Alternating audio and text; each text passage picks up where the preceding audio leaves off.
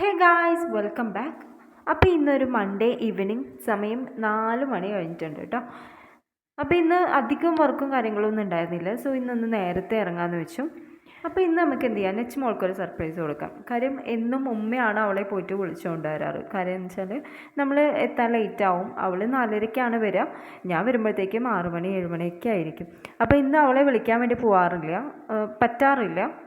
രാവിലെ കൊണ്ടാക്കുമ്പോഴും ഒക്കെയാണ് കൊണ്ടാക്കാറുള്ളത്. അപ്പോൾ ഇന്ന് അവളെ വിളിക്കാൻ പോകാമെന്ന് വിചാരിച്ചിട്ട് അങ്ങനെ പെട്ടെന്ന് ഫ്രഷ് ആവാൻ വേണ്ടി പോവാണ് കേട്ടോ.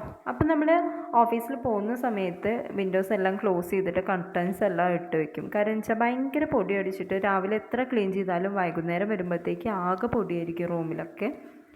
അപ്പോൾ എല്ലാ ജനലുകളൊക്കെ ഒന്ന് തുറന്നിട്ട് നമ്മുടെ കർട്ടൻസൊക്കെ ഒന്ന് ഓപ്പൺ ചെയ്തിട്ട് ഇനിയിപ്പോൾ ഞാൻ വേഗം പോയിട്ടൊന്ന് ഫ്രഷ് ആയിട്ട് വരാം കേട്ടോ. 4 മണി ആയിട്ടുണ്ട്. 4:30 ആകുമ്പോഴത്തേനും നമ്മൾ എത്തുള്ളൂ. അപ്പോഴത്തേക്കെല്ലാം കഴിയും.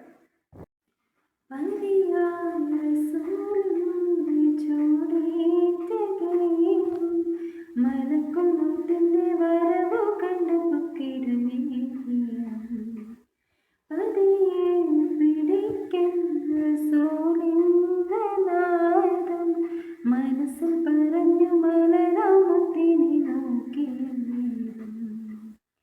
ഉലയാത്ത മരം ഉലയുന്ന കണ്ടു ഉടലായ മകളും ഒരുകുന്ന കണ്ടു മെത്തയും കത്തിലുമില്ലാത്തൊരു രാജാവിൻ നീട മൊത്തത്തിൽ പൊട്ടിയതോ പാത്രമിൽ കഴിഞ്ഞൊരു കൂട വിതുമ്പുന്ന നിധിയോരെ തുളുമ്പുന്ന മിഴിനീരെ ഒപ്പിയെടുത്തൊരു ചുവരായ സ്വർഗ്ഗക്കൂട് ഒപ്പിയെടുത്തൊരു ചുവരായ സ്വർഗ്ഗക്കൂട്. അപ്പോൾ ഇത് നമ്മുടെ നിസ്കാരം കാര്യങ്ങളൊക്കെ കഴിഞ്ഞു കേട്ടോ. ഇനി ഞാൻ ജസ്റ്റ് നമ്മുടെ പോൺസിൻ്റെ ഒരു മോയ്സ്ചറൈസർ ചെറുതായിട്ടൊന്ന് അപ്ലൈ ചെയ്ത് കൊടുക്കുക. എന്ന് വെച്ചാൽ സ്കിന്ന് ഭയങ്കര മോയ്സ്ചറായിട്ടിരിക്കും എപ്പോഴും. ഭയങ്കര ഓയിലി സ്കിന്നാണ് എൻ്റേത്. അപ്പോൾ ഇതൊന്ന് അപ്ലൈ ചെയ്യുമ്പോൾ എനിക്ക് ചെറുതായിട്ടൊക്കെ ഒന്നൊരു മാറ്റം തോന്നുന്നുണ്ട്. ഭയങ്കരമായിട്ട് പിമ്പിൾസൊക്കെ വരുന്ന ഒരു അവസ്ഥയുണ്ടായിരുന്നു. അപ്പം പൊടിയൊക്കെ അടിച്ചിട്ടാണോ എന്താണെന്നറിയില്ല, ഇത് തേക്കുമ്പോൾ ചെറിയൊരു മാറ്റം വരുന്നുണ്ട് കേട്ടോ. അപ്പം ഞാൻ സ്കൂട്ടി അവിടെ ഇരിക്കുന്ന കണ്ടപ്പോൾ ജസ്റ്റ് ഒന്ന് ഓടിച്ച് നോക്കിയതാണ്. പുറത്തേക്ക് അങ്ങനെ ഒക്കെ ഓടിക്കാൻ തരില്ല, ലൈസൻസ് ഇല്ലാത്തതുകൊണ്ട് കേട്ടോ. അപ്പോൾ ഞാനിതാ നേരെ മോളെ വിളിക്കാൻ വേണ്ടി പോയതാണ്. അപ്പോൾ അവൾക്കൊരു ഫ്രൂട്ടി അവിടെ പള്ളിയിലത്തെ ഒരു പരിപാടിക്ക് കിട്ടിയതാണ് കേട്ടോ. അപ്പോൾ അവൾക്ക് വേണ്ടി മാറ്റി വെച്ചിട്ടുണ്ടായിരുന്നു. കസിൻ സിസ്റ്ററാണ് അത് കൊടുത്തയച്ചത് കേട്ടോ, അവൾക്ക് കൊടുക്കാനായിട്ട്. അപ്പോൾ അവൾ വന്നപ്പോഴത്തേക്കും ആകെ ഉറങ്ങിയിട്ടാണ് വന്നിട്ടുണ്ടായിരുന്നത്. അപ്പോൾ ആൾ പെട്ടെന്ന് എന്നെ കണ്ടപ്പോൾ ഞെട്ടിയായിരുന്നു കേട്ടോ. ഈ എന്താ ഇവിടെ എന്നാണ് ചോദിച്ചത് എന്നോട്. സാധാരണ ഞാൻ വിളിക്കാൻ ചെല്ലാറില്ലല്ലോ. അപ്പോൾ മൂപ്പർക്ക് എന്നെ കണ്ടപ്പോഴത്തേക്കും ഒരു സന്തോഷം. അപ്പോൾ ഇന്നെ എടുക്കുക അങ്ങനെ ഇങ്ങനെ എന്നൊക്കെ ആയിട്ട് ഭയങ്കര കിണുങ്ങലായി. അപ്പോൾ ആൾ ഉറങ്ങിയിട്ടുണ്ടായിരുന്നു വണ്ടിയിൽ കിടന്നിട്ട് കേട്ടോ. കാര്യം എന്ന് വെച്ചാൽ ഇപ്പോൾ പ്രാക്ടീസും കാര്യങ്ങളൊക്കെയാണ്, ഗ്രൂപ്പ് ഡാൻസിനൊക്കെ ചേർന്നിട്ടുണ്ട്. അപ്പോൾ ആൾക്ക് എന്തോ ഭയങ്കര ടയേർഡായിട്ടാണ് വൈകുന്നേരമൊക്കെ വരാറുള്ളത്. അപ്പോൾ ഇത് അവളെ വേഗം ഫ്രഷ് ആക്കി കൊടുത്ത് ഡ്രസ്സൊക്കെ ചേഞ്ച് ചെയ്ത് കൊടുത്ത് മുടിയൊക്കെ കെട്ടി കൊടുത്തു. അപ്പോൾ ആൾ ഭയങ്കര ഹാപ്പിയാണ് കേട്ടോ. ഇന്ന് നമ്മളെല്ലാം ചെയ്ത് കൊടുക്കുമ്പോൾ അവർക്ക് പ്രത്യേക സന്തോഷമാണല്ലോ.